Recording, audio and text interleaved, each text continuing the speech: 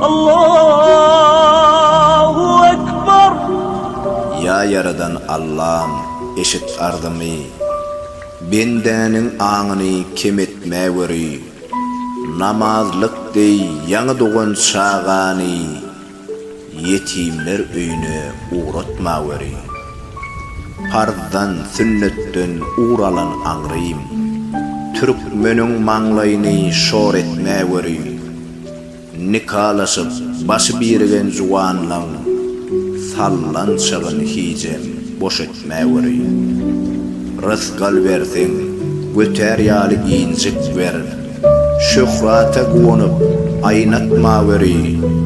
Kesel versin, şoňa görä güç bergin, ejizläp gözleri ýaşlatmaweri. Planyň dowmaty diýse diýilsin, çöpdüý we atlyny indirmäweri. Er ayal diýersin, diýersinler, talak sözüni hicem eşitdirmäweri. Gudrat uýuşly Jan Allah.